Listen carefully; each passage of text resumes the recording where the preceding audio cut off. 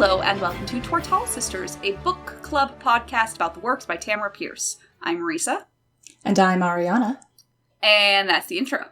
That's all we got for you.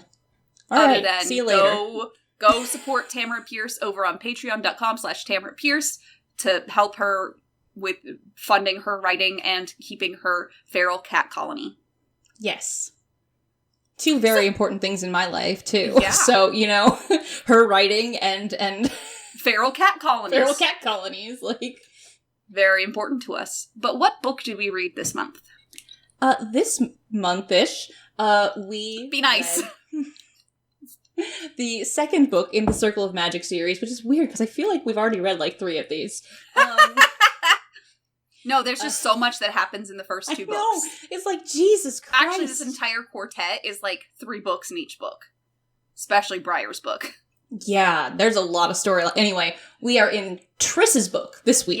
Yes.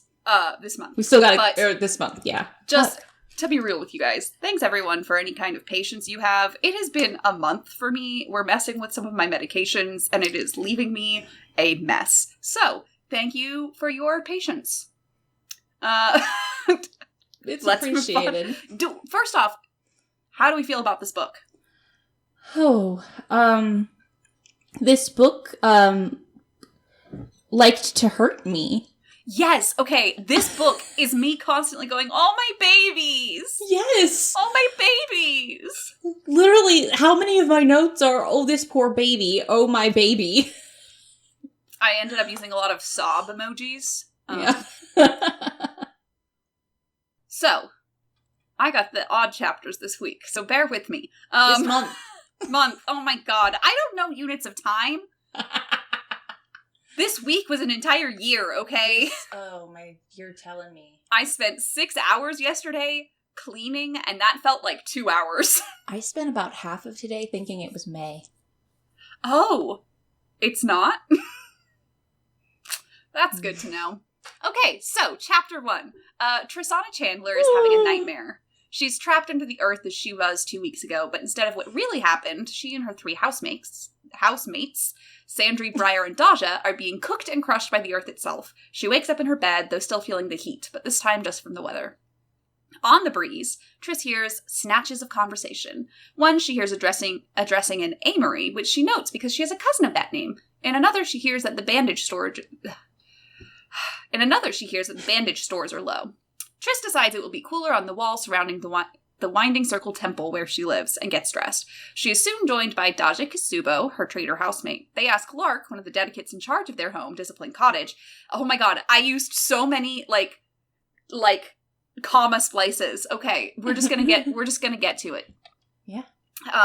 And she allows them to go. They are then joined by Briar Moss and Sandraline Fatorin, their other 2 housemates.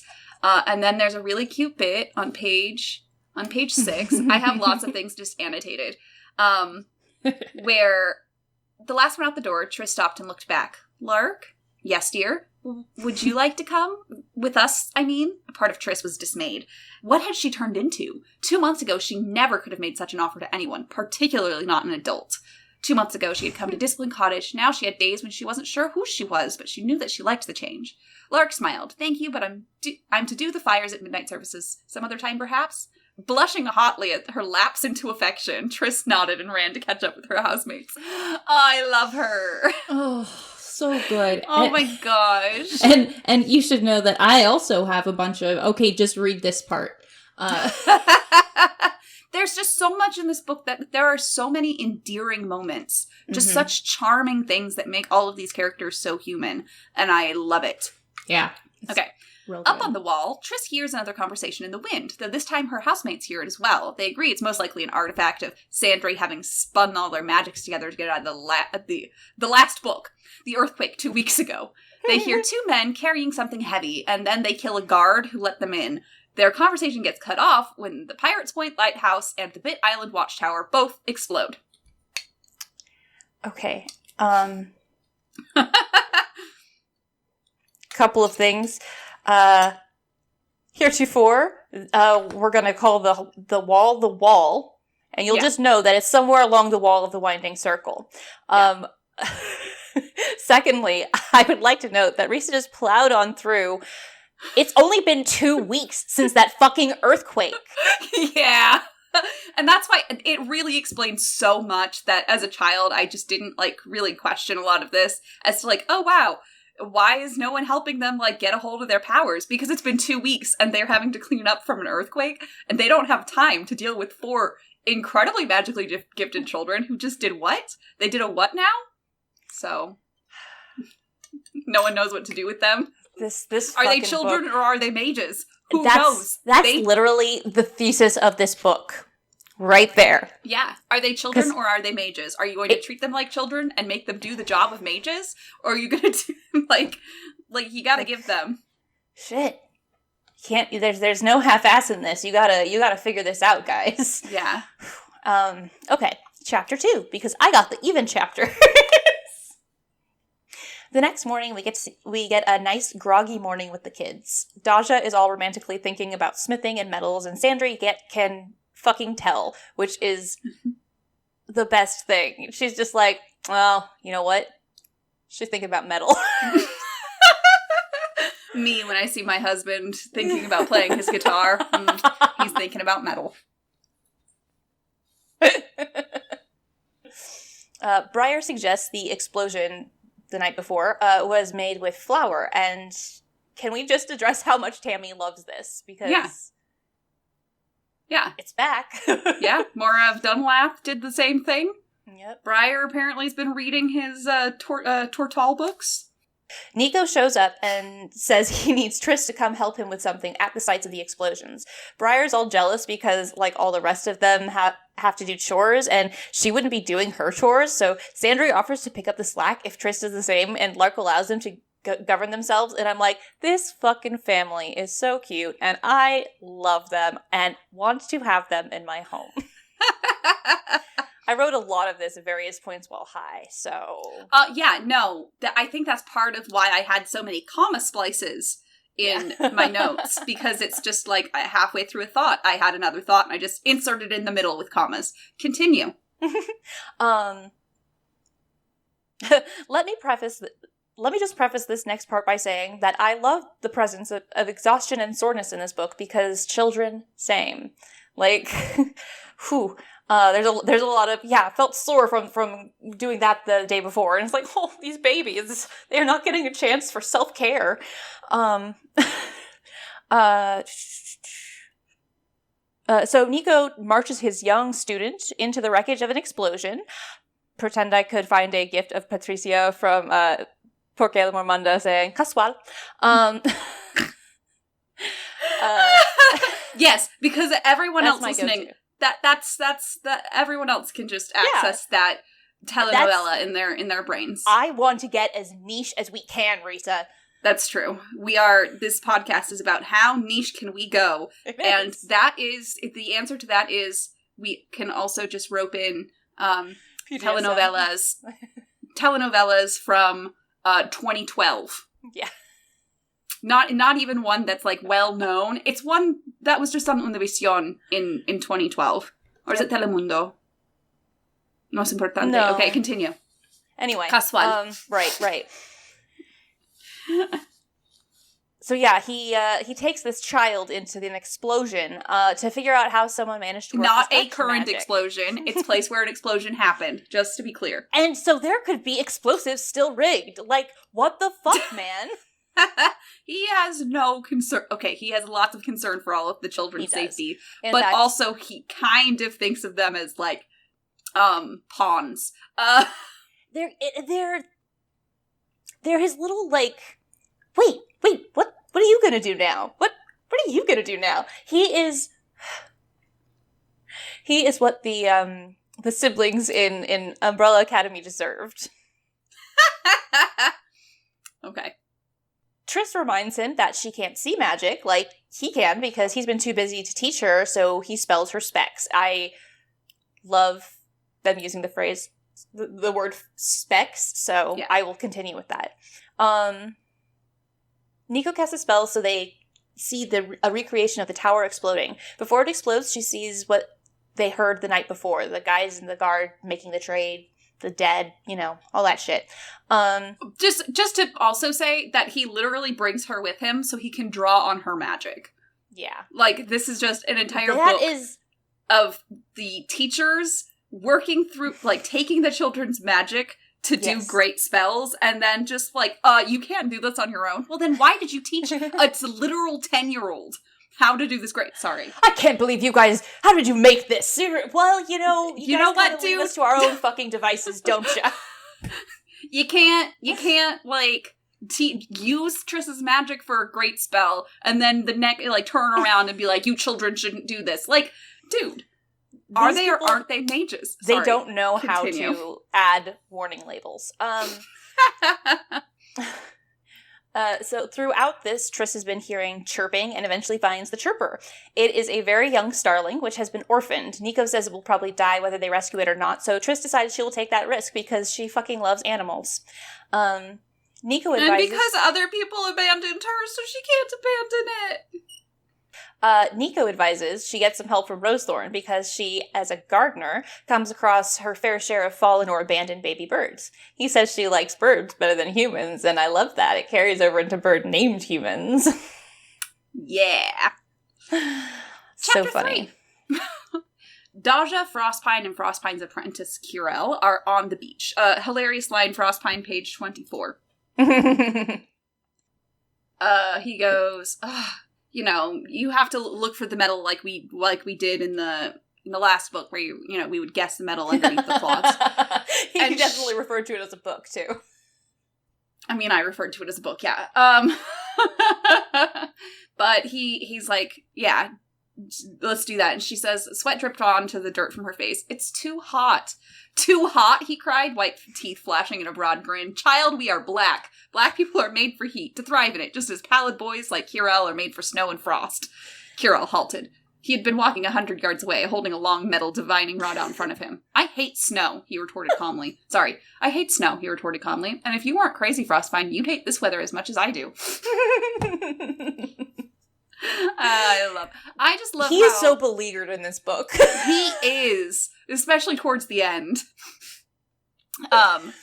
But they are using their magic to find a metal net, which Frostpine calls the spell net. He explained that it's the reason they haven't been invaded by pirates in, like, hundreds of years. Just looking at the spell net puts you in another time and place in your mind. Daja sees, like, he activates the spell net, and Daja and Kirel both see, like, very vividly, where, like, for her, she's literally on third ship Kasubo, and she can, like, smell it, and she can see everything, and she can feel it, and it's, like, very upsetting when she gets taken out of it, and it's like, right, all those people are dead. That poor baby. That poor fucking baby. Okay, but they set about gathering up the net to take it in for repairs. Daja sees a boat out of the corner of her eye, but when she turns to look at it, it's gone. Lark returns from the loom houses and confirms what Triss said about them being low on bandages. Lark takes Sandry with her to help weave more. Sandry doesn't know how to weave yet, so Lark puts a magical pattern in her brain so she can weave through magic. Much to Sandry's dismay, she wants to learn how to do it properly first. I love that. Sandry then sinks into the weaving spell, doing her first great magic. This is her great spell that she's just doing that isn't explained to her what it is and what she's doing. She's just, it's like, they're using these children. They're using these children as tools. And then not respecting their, like, agency. Sorry. Apparently I'm getting very heated about this. Yeah, well, I mean... Yeah. Yeah. But that's chapter 3. Yeah. Chapter 4. Triss returns to discipline and is immediately descended upon by Rosethorn, who recognizes a baby bird is present before she recognizes Triss's. She literally stops what she's doing and goes, "Why do I hear a baby bird?" Just so good. Anyway, and Briar also sicks upon her, who wants to know what she found out while she was out there. Rosethorn agrees to teach Triss what to do to care for her baby bird. Rosethorn then also sends Briar to the hub to get what Triss needs to feed her bird. Briar gets what he needs from Gorse, god of the kitchen, which I love this man. Yeah, he's amazing. He is, like, just we know we see like other cooking mages later who have ambient cooking magic. I just love I love that Gorse is just literally one of the great mages. Yeah. Just he's the same level as Nico and Lark so and Rose. good. Like I love him. He's so fantastic.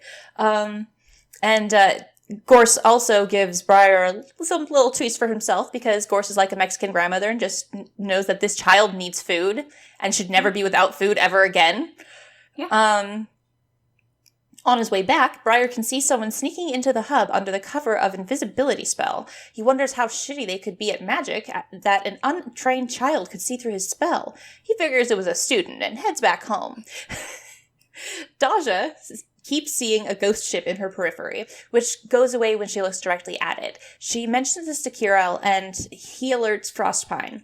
Frostpine and Daja magically cast out for metal, and, as they did earlier, and they sure find it.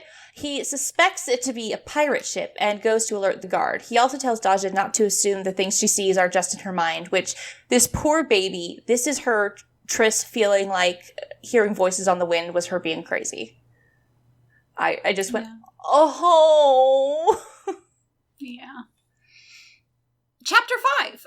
Triss settles in for a long afternoon of taking care of her baby bird, because she's supposed to feed it every 15 minutes. And then after Rosethorn is, satisfied that the baby can last, then it's every half hour, and then every hour. So just understand that she's literally just watching the clock to feed the baby bird. Amidst all the other crap she's doing. Yeah. This child. So she's sitting in Rosethorn's, whatchamacallit, workshop, basically. And so she can see the hub clock, and Briar's in there doing his shit, and he's like, oh, I love this bit. I mean, she's not so bad, is she? Briar asked when they'd been silent for a while. I mean, she's not sweet like Lark, but she has her good side. You must be the only person in all Winding Circle who would say that, remarked Triss drowsily. I love it. I think that's cute. I love all of the Briar Triss stuff in this book, and there is so much of it. It's like how Daja and Sandry are like Sati, right? That's like this lifelong friendship. Yeah. I see Triss and Briar are also they're the ones who are kind of bonded in that way, and I just love it. Yeah. Triss explains to Briar that she keeps flinching due to her new ability of seeing magic. Briar puts two and two together and figures out that they're all combined through the magic Sandry did, and that's why they heard what Triss did the night before and why he's seeing things as well, like that invisibility spell. Ooh. So he tells her about the invisibility spell he saw at the hub. Triss changes the subject to trying to teach him to read some more, because she's teaching him to read, and I love that. I love that about this. So good.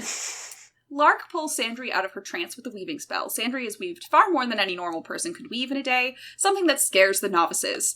And Sandry's literally like, I'm scaring them, aren't I? And Lark is like, novices need some toughening up.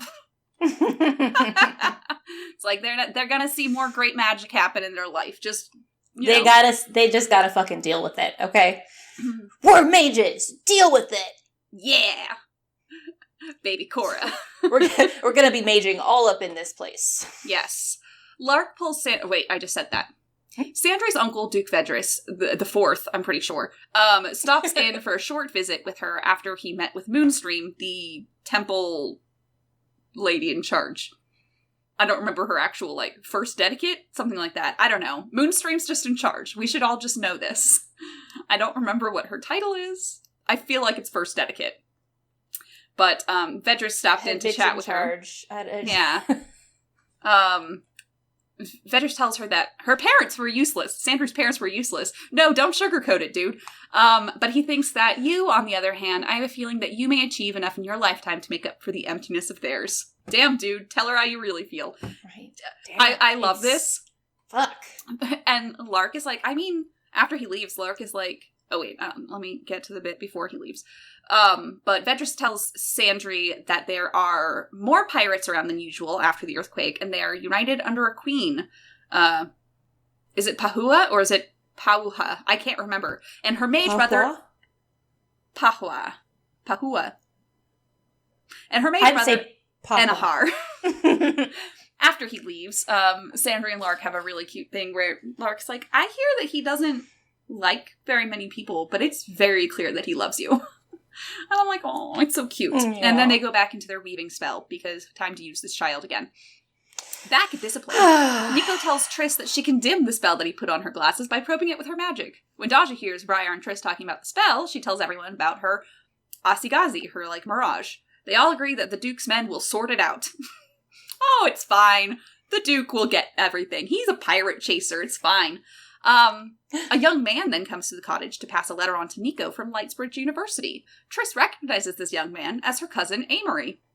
Amory is very surprised, but not quite pleased to see Triss. She rushes to clear the dishes, and Sandry and Daja try to talk to her about it. Triss explains that their family got rid of her, but Sandry reminds her that he wasn't part of it. Did he do it? No, he was always nice to me. Amory finds Triss when she runs off to tend to her bird.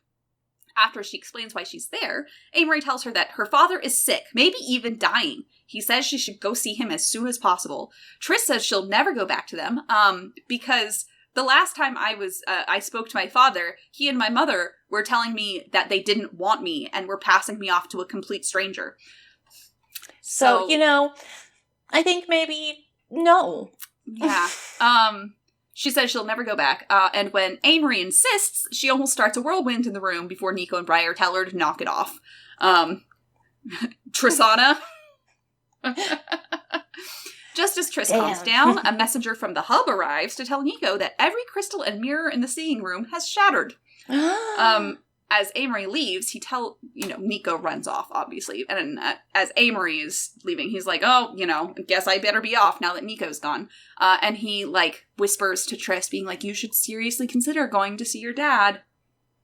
You should do it. You should get out. You should just get out of here. Go on, get. Chapter 6. Yep. Okay. Triss wakes up in the middle of the night, feeling like there's something wrong with the air. She and Little Bear head to the wall again in an effort to get some air. I'm really reusing words. She looks out to sea and finds that the storm on the horizon is an illusion. Another return of a plot device from Tammy, and I don't mind it. No. She sternly informs the guards. It's a good plot point.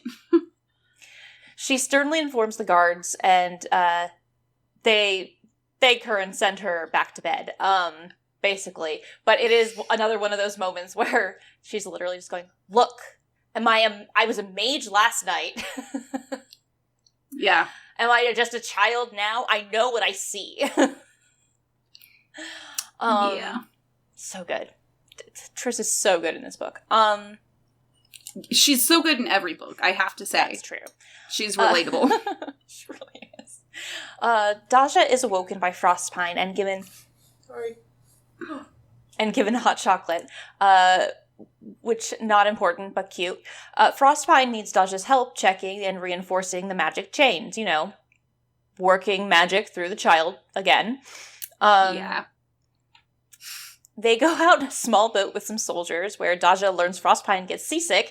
Wait, page 92, because I loved this. Oh, he's so funny. Daja had to smile under her hand. I'd have thought you sailed better, she whispered. I need faults to accent my excellence. Otherwise, he gulped. I would be too wonderful to live with. He gasped and made a dreadful noise deep in his throat. Lucky girl to have so modest a teacher, joked a guard softly. So good. Yeah. So good. I fucking love Frostpine so much. Anyway, okay. He's literally. I'll talk about him later. To quickly and quietly check the large chain used as a defensive measure to ruin any uninvited ships. As they are working, they notice 2 small boxes floating in the water. They seem like debris, except for the fact that they are moving against the current and directly toward the chain. Thinking quick, Frostpine tells Daja to think of herself as a bellows and push her magic out to move them away. This description stayed with me. To this day, I use that as a visual to control my breathing. So good. Anyway, she magically knocks them together in an impressive throw, sending one flying thousands of feet to hit the other. So that's fucking Good job, kid. The explosion wakes Briar, Sandry, and Triss, who immediately reach out to her psychically, but she has to concentrate. Frostpine asks for permission. So she goes, not now! Cuts off their connection. Not now. Clamp! She just slammed him out. Frostpine asks permission to tap into Daja's power, and they exhaust themselves, sending a hefty amount of magic down the chain in a fast and bright push. Having done all they can, they retreat to safety. Yeah. Briar, Sandry, and Triss all wake up to Daja during the explosion. Mm-hmm. All three getting a welt on their cheek like where Daja's injury was. She cuts off her connection with them as soon as they try to reach her. Oh, yeah. She got cut. She got a cut. Yeah. From debris in the explosion. Because they started fighting. Yeah. So, after Rosethorn tells them that Daja and Frostpine had left about an hour ago, Sandry has the idea to use the thread from the earthquake to try and reach out to her. All three hold the thread, and they see what Daja is seeing, complete with the vision of the Duke's Guard's ship sinking and bodies filling the water. They all disconnect as quickly as possible. Briar, Sandry, and Triss, after she pukes first, explain what they saw to Lark and Rosethorn. We had a vision, a bad one. I don't think she's ever seen anyone killed before, Sandry explained after a few mouths of liquid. At least not all ripped to pieces, Briar shook his head. And you have? Rosethorn asked, half smiling. The smile vanished when his jade green eyes met hers. The thief lord caught some kids that broke into his treasury once. Briar cleared his throat, feeling as if he'd inhaled a strange, unpleasant smoke. I'm like, baby! The trauma! The trauma! I hate it so much. They all decide that it isn't battle fire, which is more of a jelly-like substance. Rosethorn starts to leave to put together burn ointments when they are all startled by the bell calling in the outlying farms and villages. Lark is confused as to how Sandry is able to work any magic after spending so much power on the bandages, so she explains that she felt stronger after using their thread circle of magic. That's just what I say the rest of every time I say circle of magic. Lark tells Sandry she'll teach her how to weave for real this time. For realsies. Yes, and she's like, yay! After Sandry's weaving lesson, a squad of the Duke's Guard arrive, carrying Daja and Frostpine. They decide to put Frostpine in Rosethorn's room and Daja and Lark, since neither of them can get up the stairs even if they wanted to. Briar, Triss, and Sandry go to Daja and clean out the cut on her face that matches theirs. And then they all feel it when they clean out her cut. Daja comes to enough to tell them what the fleet looked like and how they sunk one of the Duke's galleys. She just straight up is just listing the types of ships that they have, how many, and Sandry, who's, great uncle is a pirate chaser, so she's literally heard all these things her whole life. And then Briar, who had to deal with pirates and stuff when he was on the streets, they're all totally know what she's talking about, and there's these different types of ships, and Triss is like, a what? A what now? And they're all like, fine, we'll explain it to you. The four try to figure out what the thunder weapon is, since it's a stone that goes boom. Triss notices that the smell of the smoke on Daja is the same as the one she smelled on Bit Island when she and Nico went to work the magic after the explosion. Which was just yesterday they did that. That was yesterday. Just yesterday. This is a book that takes place in 4 days. Are Triss's legs tired. Yeah, poor thing. She's just walking up and down stairs constantly. Just the entire book. I went up and down these stairs so many times today. I know I'm going to feel it tomorrow. Chapter 8. Briar and Triss go out with Rosethorn's token. First, they head to the wall where they meet Skyfire, who is an accomplished general from the same country as Briar. He gave up his land and title to become a dedicate when his wife died. I think it's so cute that Briar immediately is like, oh my gosh, this guy's a hero and he's from my place. It's so cute. Good. He feels pride in this man, and I think that's adorable. It really, really is. I'm just... so good. Anyway, we get a feel for how the adults are reacting to the invading forces. The results are mixed. Moonstream seems wary, but Skyfire, at least outwardly, is convinced they're fine. Even after learning they have a new kind of weapon. Yay, explosions! Woohoo! We're ready for that. He really is. He's just like, we can take them. We can take them. Fuck. Because, he makes me think of, Boomy, as in Aang's son, Boomy, The way that's who I see in my brain when I'm reading. Yes. But with auburn with hair. Fiery red hair. Yeah. So because every time you describe it, it has to be fiery. He sounds like a fucking, like, Pokemon bad guy. Like, legitimately. I don't know which one, but legitimately, you know what I'm talking about. Yes. Red hair going every which direction, and like, oops, sorry, a weirdly, like, trimmed facial hair, and he's a cartoon, and I love this person. He's so fucking just, well, how about that? You know? Yeah, exactly. He barks literally everything he says. Anyway, sorry, now I just imagined him talking like Scooby-Doo. Okay, so I'm going to continue forward because I don't want to be in here another hour. Triss speaks to Nico about the Bit Island smell. Ah, that old Bit Island smell. Lol. I respect past Ariana enough to, like, say her annotations. And he believes her, but is a little preoccupied by the fleet in the harbor. I say fleet, but I guess that is just a couple of ships. No, it's a full fleet. Really? It's a full fleet. They talk about it. It's okay. like, it's a lot. It's at least 10 ships. Yeah. We'll say that. I guess they take them out bits at a time, and that's what yes. Okay. Yeah. And I'm just imagining the same ship just, like, regenerating because they're putting patches on or something. Yes, that's 100% what happens. Okay, anyway, Triss starts thinking about what might happen if the pirates breach the safety of Winding Circle, but she's assured by Skyfire that they will be fine. Oh, we're fine. No one gets over this wall. I dare them to fucking try. There are fire and... That's actual quotes from the book. Yeah, totally. Let Briar say fuck. Dedicates are trying to set up a net to catch catapult stones before they hit. Of course, the pirates aren't using stones. What they are using is lighter, and so the Dedicates aren't prepared. Luckily for them, they have Triss, and she summons two cyclones from just her hands, I guess. She just picks like, up like literally, it's like whatever she can do and just does it. It's just really rad, and she sends them shooting off to intercept the two cannons that are coming at them. And boomstones, Ariana. Boomstones. Boomstones. I'm sorry, boomstones. Jesus fuck.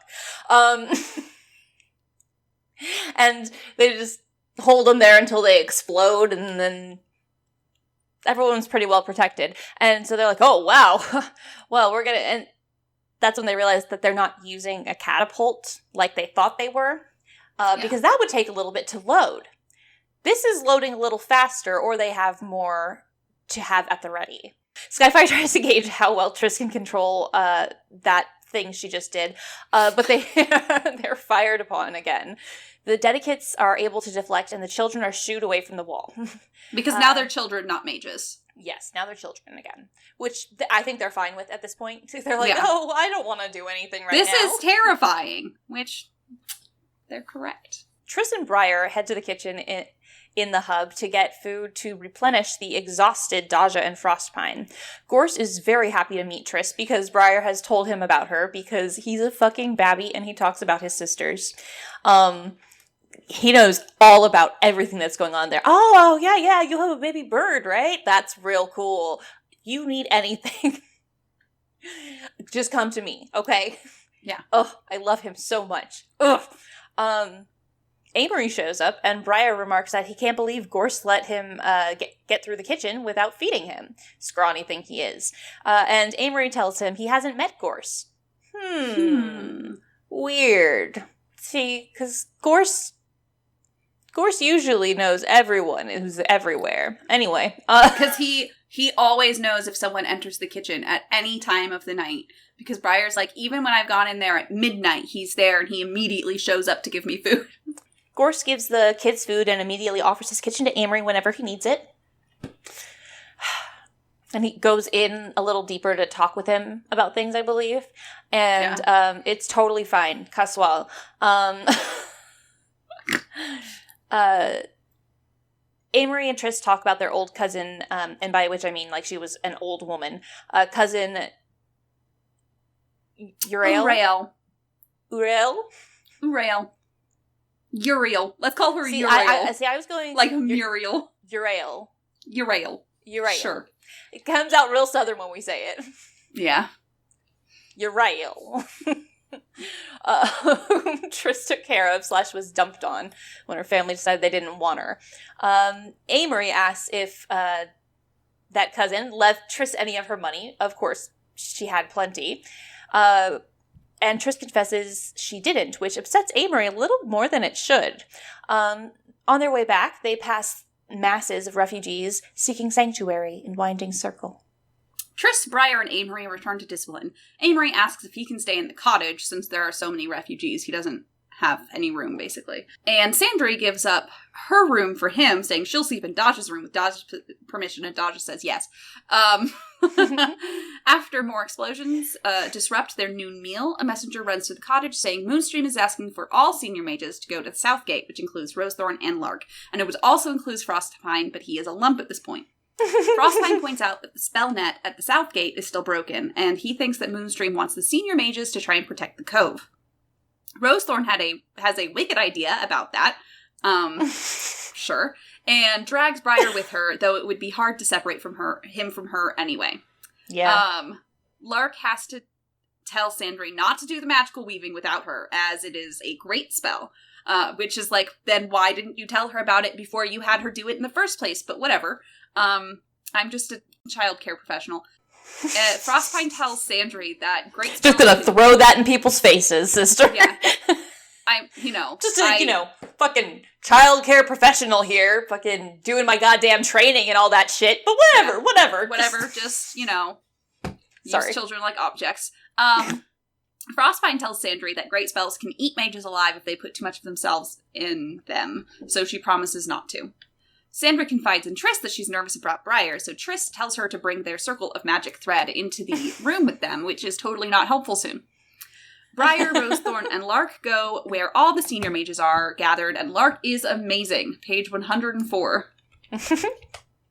Lark waded into the crowd. She put a hand on one yelling dedicate initiate's shoulder, spoke in another's ear. Both looked shamefaced and tucked their hands into their habit sleeves, and stood back to let her through. Touching, smiling, talking quietly, Lark worked her way through the noisy gathering, leaving calm in her wake.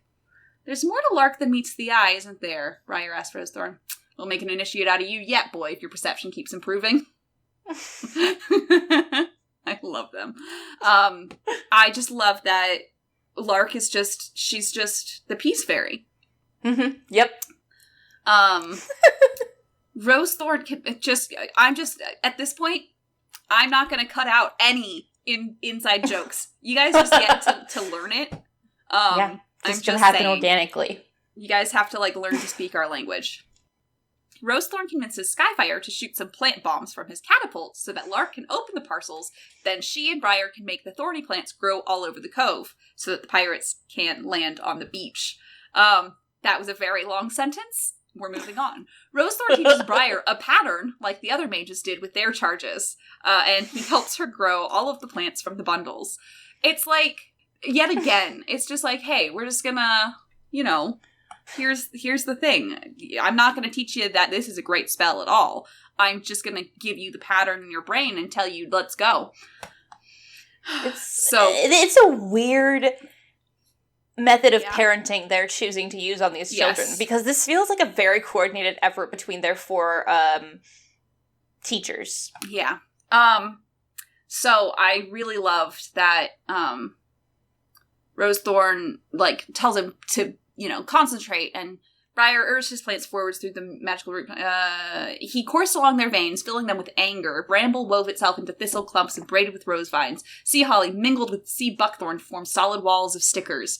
Moving out of the plant skins, he gave a particular attention to each and every spine and thorn, urging them to grow and grow sharp. To give them fuel, he fed him his hate for pirates on shore leave who thought it fun to kick a street boy or break his arm as a warning to pickpockets. They would wrap and cling like the muck of the sewers that he'd once lived in. Emotion ran through his garden like sullen blood on a dose of misery, resentment, and fury that they would be eager to pass on. Jesus Christ. This child has been through so much. He is just...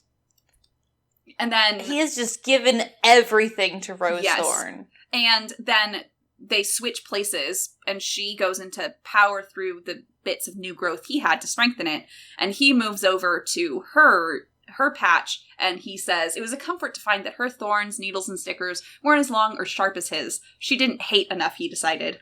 She had never been tossed through the air by pirates celebrating a big haul, or dropped because they were too drunk to see where she was thrown. Briar shared that with her plants and their leaves, and as their leaves and stems lengthened, their spines stretched for him, looking for a pirate to sink into. Amazing. The pirates land, and they launch battle fire all over the plants that Briar and Rosethorn are working on, sending real pain into the two.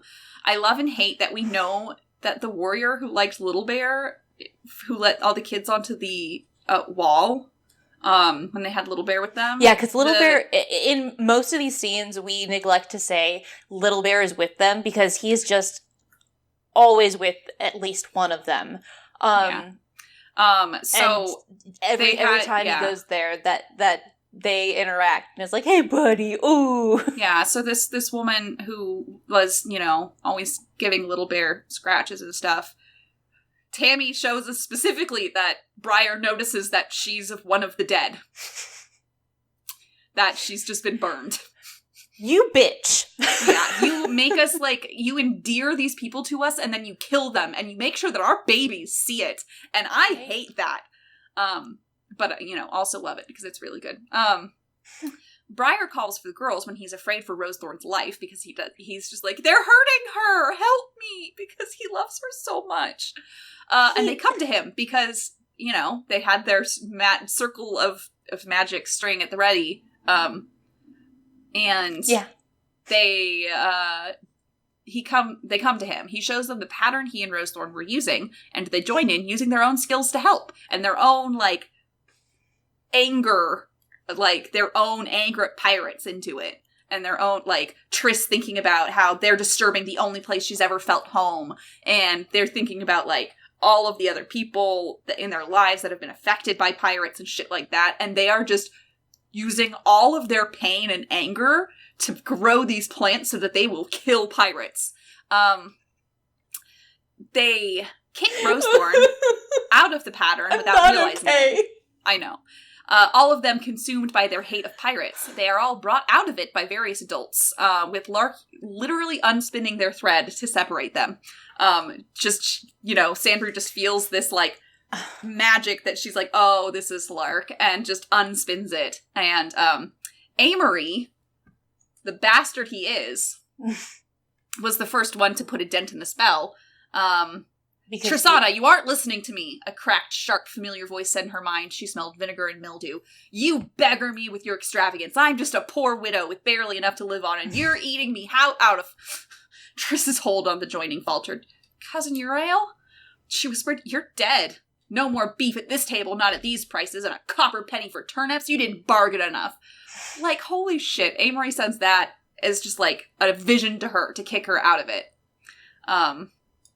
Skyfire tells the other mages to lay a fog over everything for the night, which I didn't even say, but, Frostpine, pries Dodge's hand off of the thing, and, Rosethorn pinches Briar's ear so hard that he breaks out of it.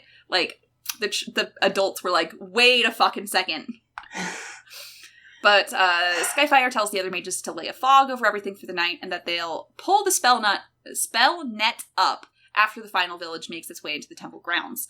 Nico comes to discipline, furious at the four children. After chiding them, and after Briar gives up his room for Frostpine so Rosethorn can sleep in her own room after her big magic, Nico gets suspicious as to how Sandra and Daja are able to do any magic after they got depleted from their great magics from yesterday and that morning, respectively.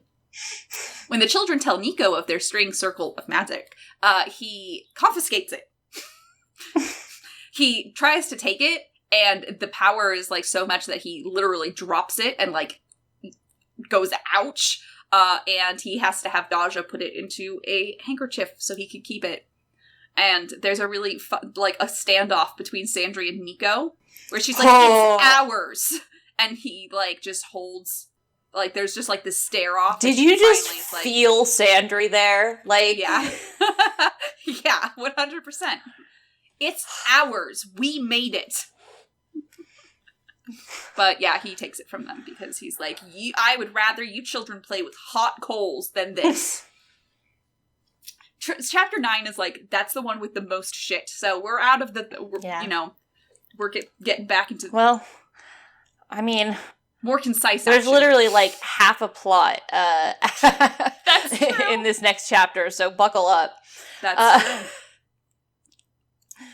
Okay, so while everyone else is at the baths, Briar sneaks in to discipline before the others return to snoop through Amory's things, because he's staying in Sandry's room, so little thief boy's like, let's see what you got hiding in there.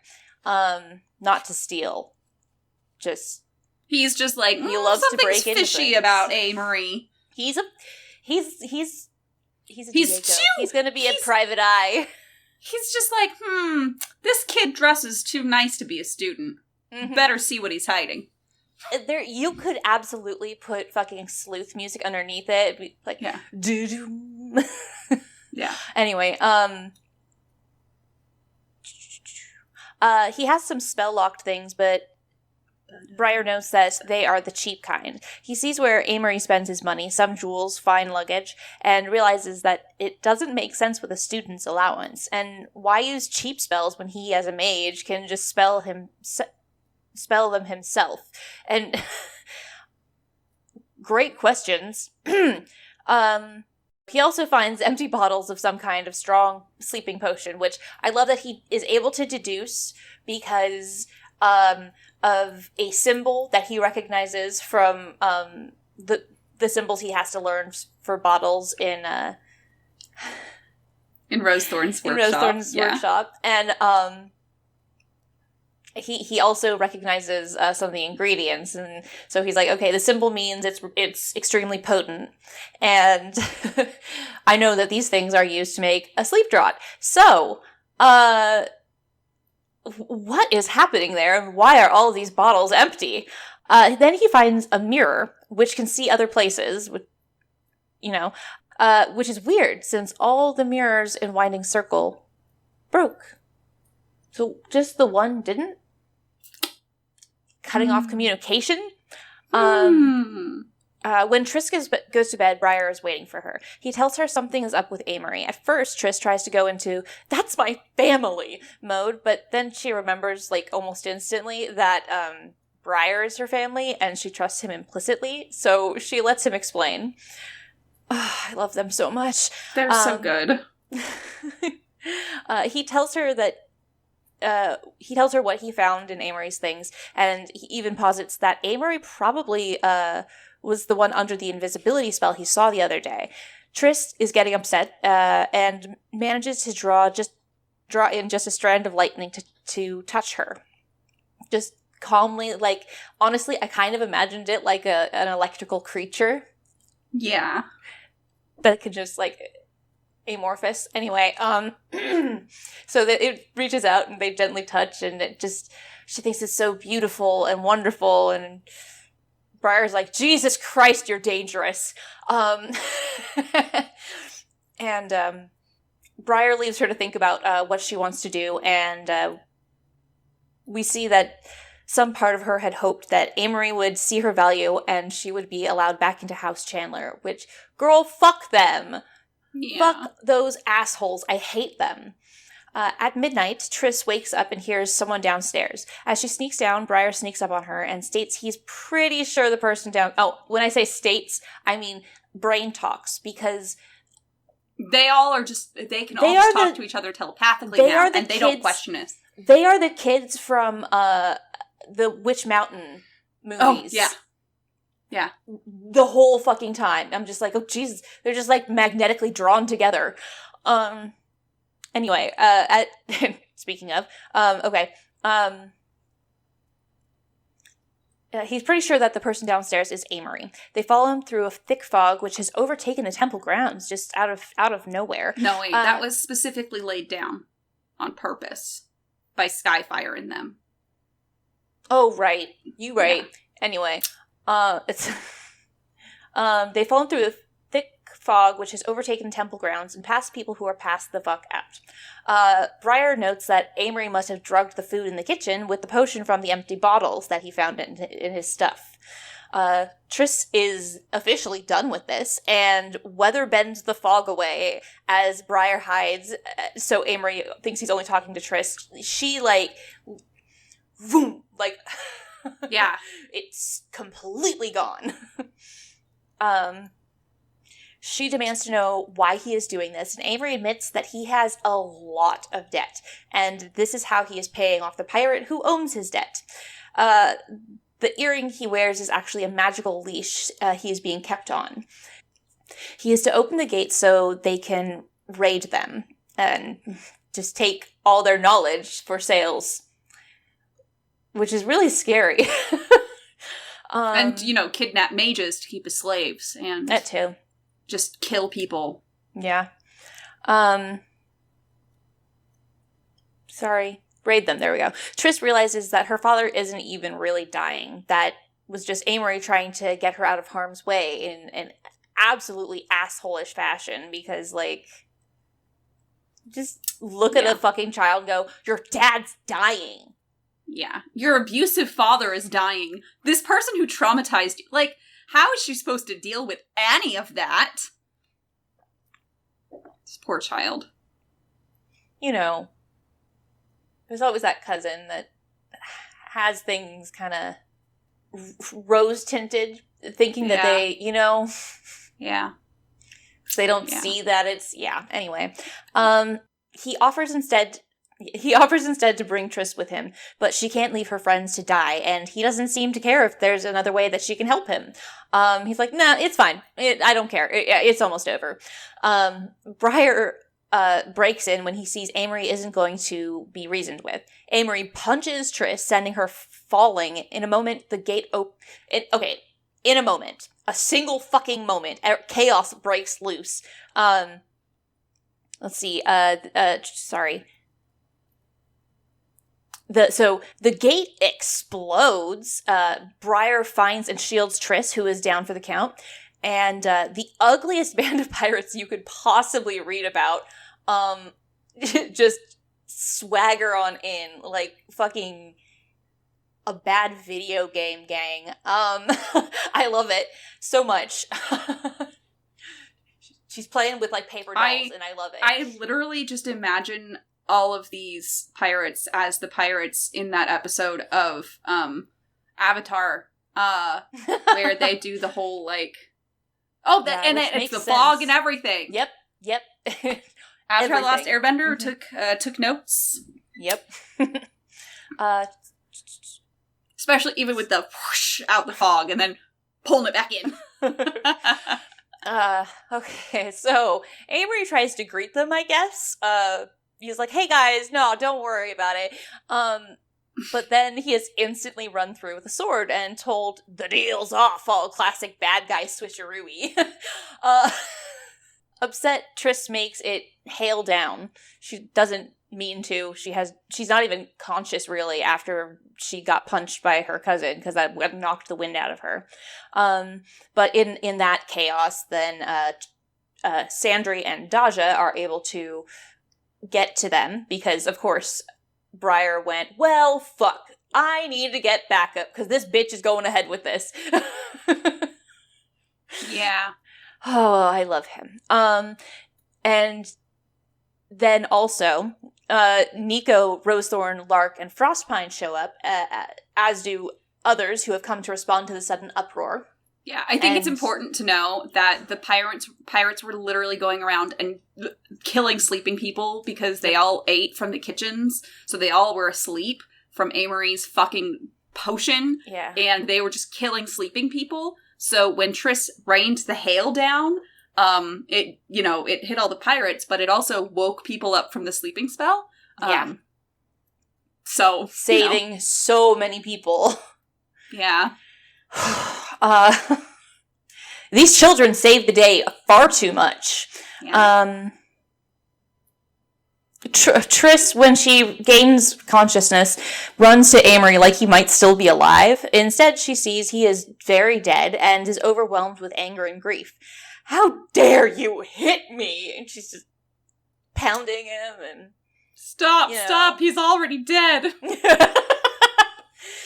And her foster siblings gather her up and are just amazing little babbies, being like, oh, you know what, he wasn't worth it, honestly. That guy was a piece of shit.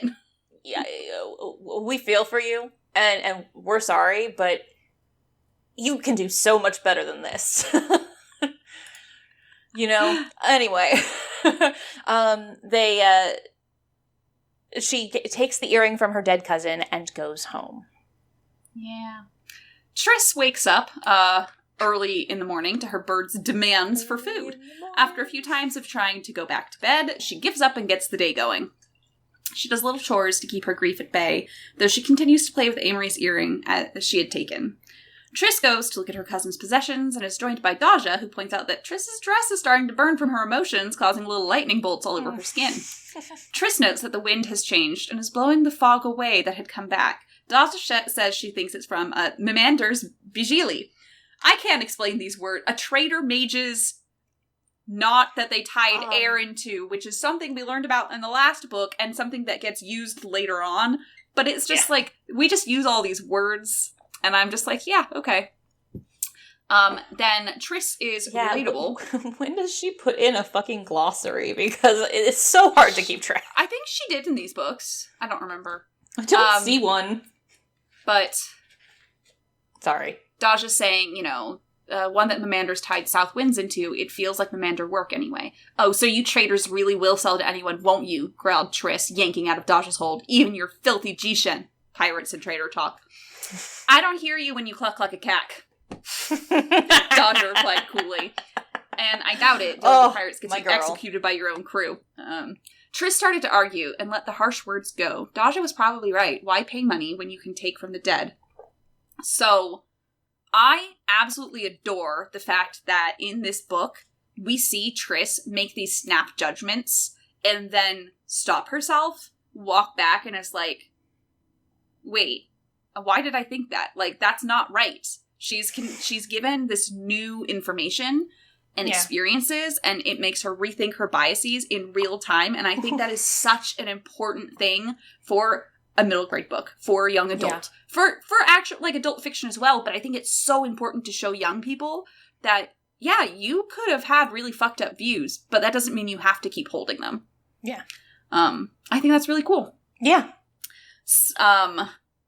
After seeing and hearing about the damage caused by her hail, Triss feels embarrassed. Frostpine reminds her that she did a good thing and it slowed down the pirates and saved lives, but that doesn't stop her from feeling bad about leaving bruises on her own people. Like Frostpine and all these, like, she's seeing all of these and she's feeling them. Frostpine sets Daja up with fixing a spell net with wire, and he's like, okay, and then you twist it like this. Okay, peace out. I'm gonna leave this important stuff for you. These are children. Yes. Yeah, just fix this. He tells the girls, Briarleft with Rosethorn to survey their own damage, to stay put and not leave no matter what. He then tells Triss that she might be able to control the winds and such, she just has to be firm with them. And she's like, that's easy for him to say. And Daja's like, I mean, he can literally pull, like, streams of fire out of the forge, so, like, he kind of knows what he's talking about. She's like, Daja jokingly tries to weave the wire of her spell nets like Sandry weaves. I mean, it'd be so much easier if I could just do it like that. And Triss has an idea to use her little lightning as to solder the joints. She's like, no, wait, you don't have to. Here, let me just strike it. And she, like, brings out some of her lightning and she goes, strike, strike. I think it's so cute that she verbally tells it to strike. And then it actually works, and they're like, whoa. And then they never do this again. After that, Rosethorn, Briar, and Frostpine return with the news that the North Gate was mostly repaired, and they were protected by the spell nets in the northeast and west. So, We now have everything covered except for the south, because those spell nets are still ruined, and that's where the cove is. Just to let everyone understand the geography of the situation. After lunch, Nico arrives with delicate gorse to Briar's delight, bringing a sample of what's inside the boomstones. Black powder, which we know what black powder is, but they don't. He pours them out onto the kitchen table, because of course you do, and has all of the mages and their magelets probe it to see what it's made out of and in what amounts.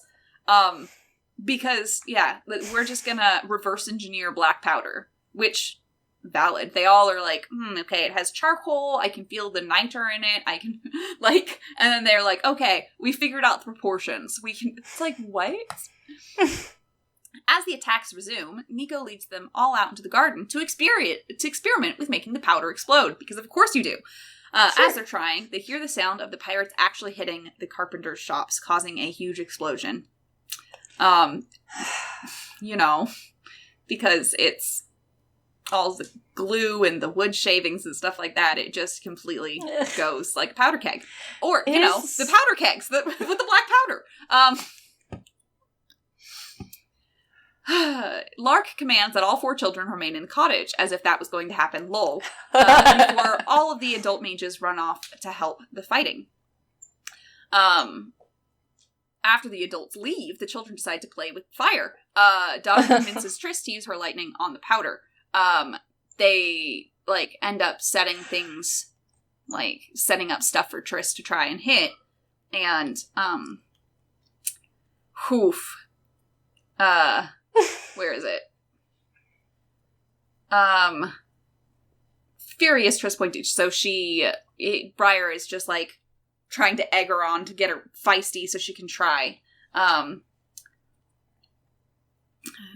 There is now a hole in the path. You see, Briar said at last, you just have to know what to say to her.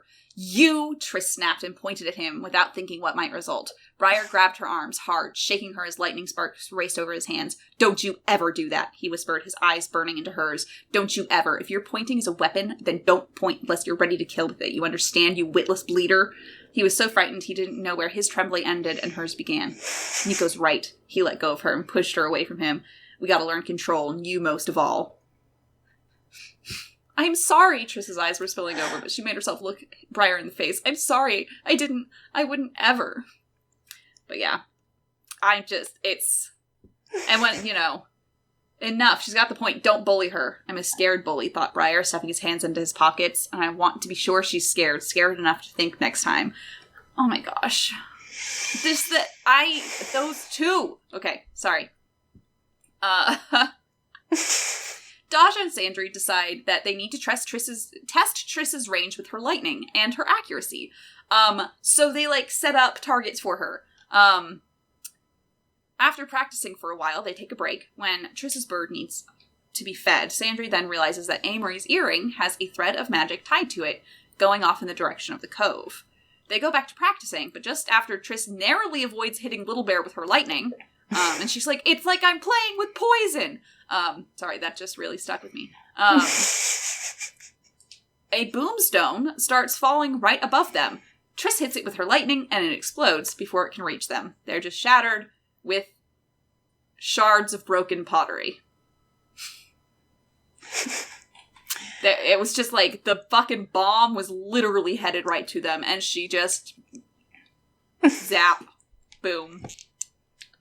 Right to the moon. Yeah, hot, cold, boom. Yeah. Okay. Chapter 12. So my notes tell me just read the first few passages in the chapter, because honestly, there's no way to explain it any more concise than it happens. Right. So taking supper from the cart sent up from the hub and putting it on the table, the 4 were wondering if they would have to eat alone when their teachers returned. The adults had obviously bathed in the water temple baths before coming to discipline. All wore undyed robes and carried their own clothes in string bags. The bags were left near the back door. Sandry, looking at the garments, wondered if they could even be used for rags, as sooty, torn, and scorched as they were. The smell that rose from them was vile and made her queasy. The adults spoke little and ate less. There seemed to be no way to mention controlled lightning after the first few not nows the four got. Instead of following the shore schedule, they were sent to the Earth Temple baths while the adults cleaned up. When the children came back, they went quietly to their rooms. All had slept badly. When Triss cried, the other three knew it. When Briar dreamed of starving and watching the bread he had just snatched melt through his fingers, they knew it. When dawn came, they were not roused by the hub clock, but by the first boomstone explosion of the day. Fucking A, Tammy, what are you doing? I'm writing amazing books. Much. Like, this, it's all so, like, powerfully written. I can't think of anything else to say about it. Oh. Anyway. Back to the chat. No, because I was in the chat. Anyway. So then, at some point, Moonstream and Skyfire come to warn the adults that they are fully under siege. Duh. And recommend getting the children out of the circle into safety. The children, having eavesdropped with Triss's magic, essentially disagree. Daja and Briar suggest that it would be safer, while Sandra doesn't want to abandon their home. Triss just feels like she's being sent away yet again. The children want to plan an attack on the ships. That's just where they land. They're like, yeah, okay, so we're going to fix this. We have to fix everything now. That's just what we do. We're aliens who were sent to Earth to do this for them. Yeah. That's officially my headcanon. I know we don't do... well, no, now yes, we do. know. Yeah, we do headcanons, whatever. Anyway. Well, now we know yours. Yeah, exactly. Actually, I've got a few. I also just have a completely separate question to ask at the end of this that I was going to replace the headcanon thing with because we were having so much trouble thinking of the headcanons. Okay. So we can also do that at the end. Just remind me. My special... Okay. Continue. The special question. Triss, nope, there we go. Triss excuses herself and sneaks away, and she's like, hey, guys, don't plan this without me. I'm gonna go potty, okay? Alright. And then she just slips out, and, since they are connected, they notice fairly quickly that she's definitely gone. And Sandra uses her magic to find Triss's magic because she can just connect to them, and I love the descriptions of their magic in these books. They are fucking bomb. They are textured. Yes. Like they have a physical presence somehow. It's good. Anyway, Triss storms down the path to the gate like a goddamn goddess. She encounters guards and just goes fucking weather on their asses. That's all you like. Just she's sending cyclones. She's she's just embodying other powerful redheads such as Willow as Dark Willow and Jean Grey as Dark Phoenix. And well, why do redheads go dark so often? Yeah, because it's really Wanda hard to Maximoff as the Scarlet Witch. It's really hard to go to like blonde from red because it just looks terrible. So they have to go dark. I'm sorry, it was a really bad joke, but you can at least give me the groan to go with it. Wow, I am being denied my terrible joke groan. Yeah. I hope everyone listening right now gave me a groan instead. Oh, I do want to note that this cover really, I don't know if you can see it. Yeah. On stream we can see it. When people are listening, they won't be able to see it because that's not how podcasts fuck those work. People, they should have showed up. Please do not say fuck those people about our listeners.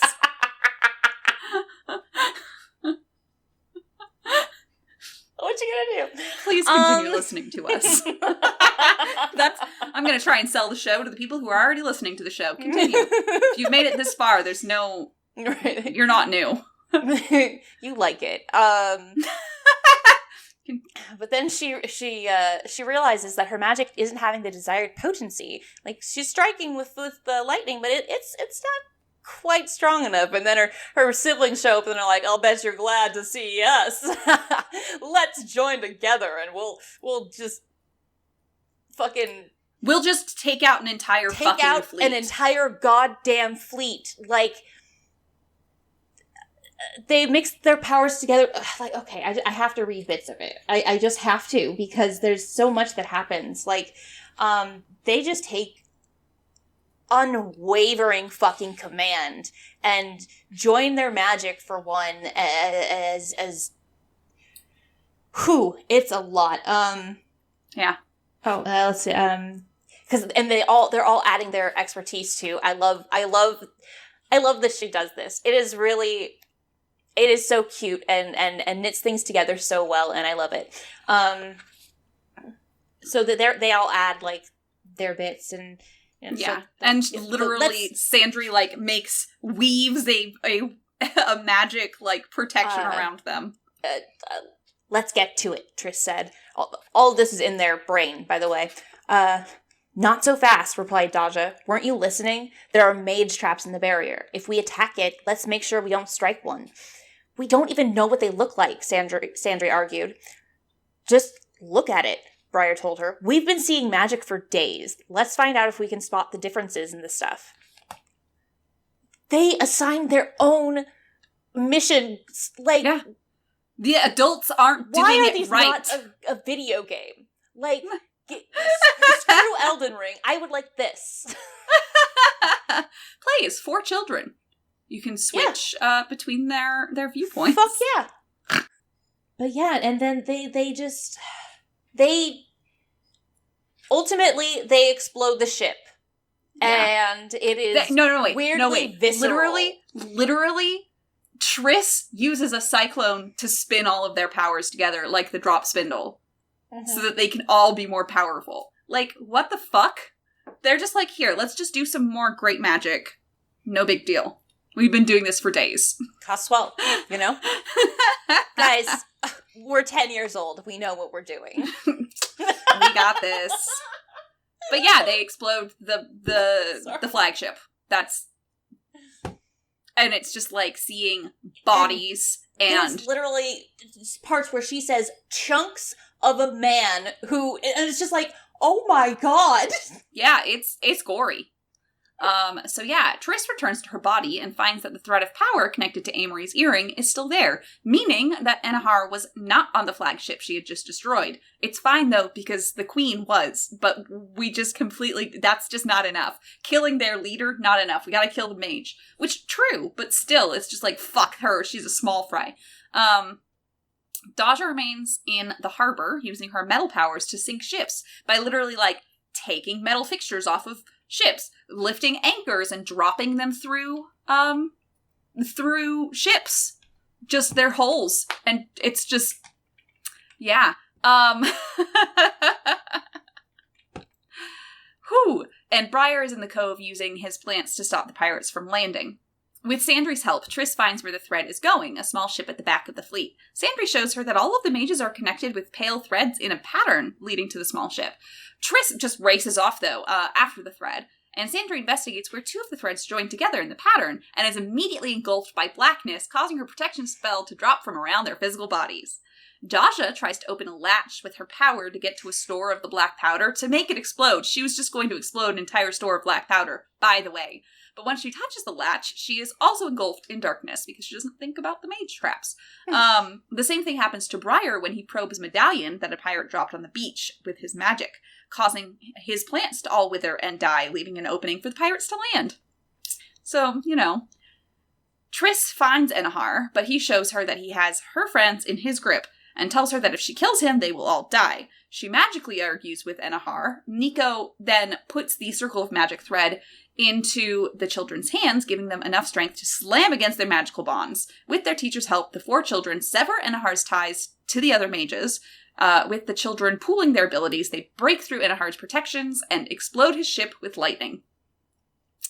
As he is sinking, he tries to pull Triss down with him through Amory's earring. But after Lark and Sandry realize what's happening, the other 3 children destroy the earring, releasing Triss. As Triss slowly makes her way back to her physical body, she sees the destruction that she and her friends had caused. She sees the bodies of the slaves on the galleys who had no choice in their part. Lark brings Triss in with a net of her power just as the Emmeline Navy arrives to clean up the rest of the attackers. After a few days of resting, which they just literally don't do anything for several days because they just worked fucking great They just took out an entire fucking armada Pirate for fleet, you. Fucking... But after a few days of resting, Triss asks Rosethorn if she would watch Shriek, her baby starling, so that Triss can help in the infirmaries in the afternoon. She says that Lark had told her that they thought that they had brought in the wounded pirates as well, and she says that it's her fault most of them are fine. Triss says that it's her fault most of them are there. Rosethorn agrees after making sure Triss knows that it will be thankless, which it is.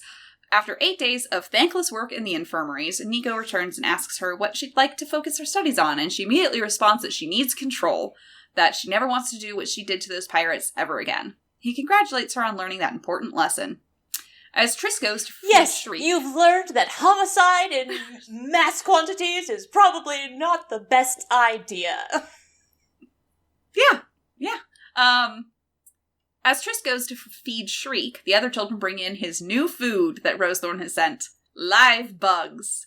After Triss tries to convince all of the others to do it for her, Briar finally gives in, and feeds the baby bird with, a worm or something. And then they all take turns doing it as well, with lastly Triss doing it, and they all take turns feeding the bird live insects until he is full and goes to sleep.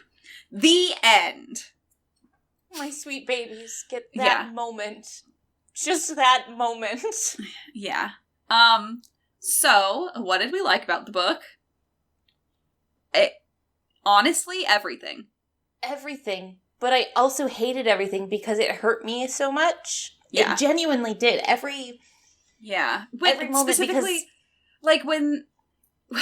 God, when she mentions that it's the fucking body of the woman who liked dogs. When she explains Triss's, anger and grief. Oh my god. It is all so heartbreaking, but in a cathartic way. I cried for large portions of this book. Yeah. But it was a good cry, because it released emotions, and it helped kind of deal with similar emotions I have about my own childhood. And honestly,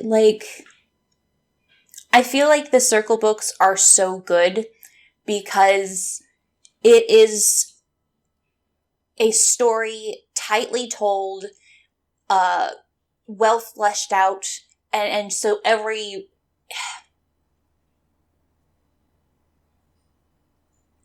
It just moves. I'm not explaining it well, but it's she's able to be concise and fill in blanks where we need them and leave other things to your imagination and and it's just such a rich story. It's just so fleshed out and real. And I just love when it's it's a black powder. Just knowing that we know things that they don't, of things that seem so knowledge that's so common in our world, right? I just love it.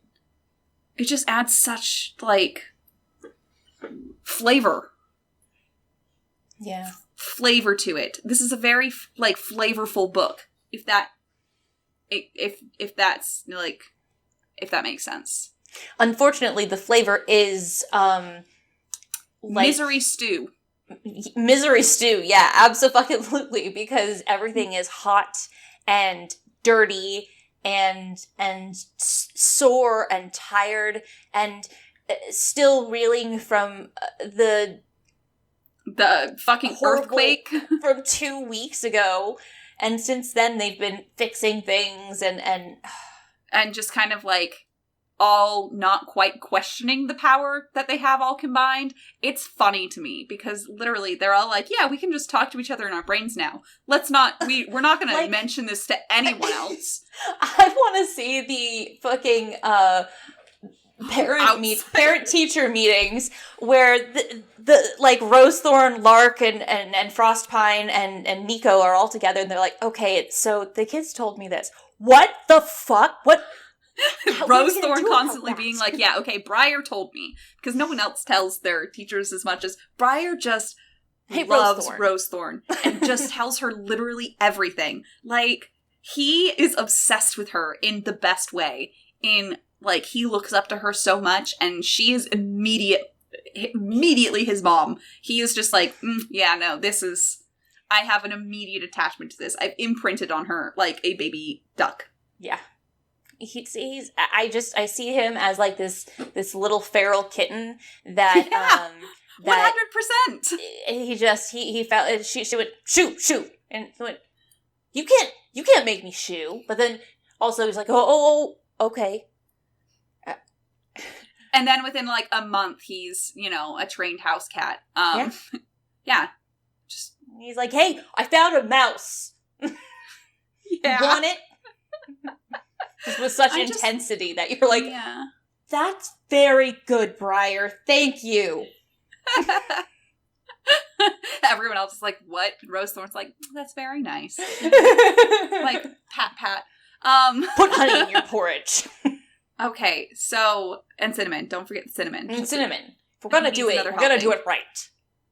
He needs another helping. He's basically skin and bones, Lark. Lark, he's wasting away. For my very serious question that I also would like people to tell us on any of the things you can tell us on, like Twitter, anything, we're at Tortall Sisters. So it's on our screen right below me and everything. Oh my God. But on Twitter, we're at Tortall Sisters, and please tell me. So, my question is... Fuck, I can't... It was fuck, marry, kill, and then I had an extra one. Then... Befriend? Yes. Yeah. Person you go for a beer with. I don't know. For Rosethorn, Lark, Nico, and Frostpine. Okay, well, fuck Frostpine. Yeah. No? Well, no matter what, I'm gonna say kill Nico, because he's an asshole, and the other three are just so much better. I mean, I like what he is as a character, but I'm out of those four, it's like, he's kill. Yeah. And then, fuck Frostpine. And marry Lark. And... Oh, I'd marry Rosethorn. And be besties with Lark. And I'd be besties with Rosethorn. And married to Lark. Yeah. We're just, I'm glad we agree. Yep. Now, other than our wives, apparently our waifus, I am now going to refer to them as our waifus. Our waifus. Because they are. And yeah, I need to hear everyone else's. Fuck, marry, kill, befriend.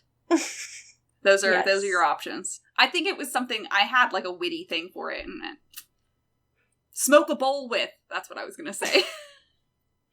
I'm not gonna smoke a bowl with Lark. But yeah, no, I will drink beer with Rosethorn. Yeah, I like it as befriend now. It's Although I feel like she'd also like take it as a challenge to like grow really strong weed. I 100% believe. No. This is my headcanon. My headcanon now is that Rosethorn grows her own pot, and she claims it's superior to Crane's, which he grows in his greenhouse, and it's all like hydroponics and stuff. So that's my headcanon for this book. Yep. We already heard one of yours, but you said you had another. Yeah, I don't remember. Okay, that's fine. So yeah. You can find us wherever you find us. And if you want to give us money instead, please go to patreon.com/Tamora Pierce and give her money instead. But yeah, as a reminder, I'm Risa. I'm Mariana. Oh, and keep on reading.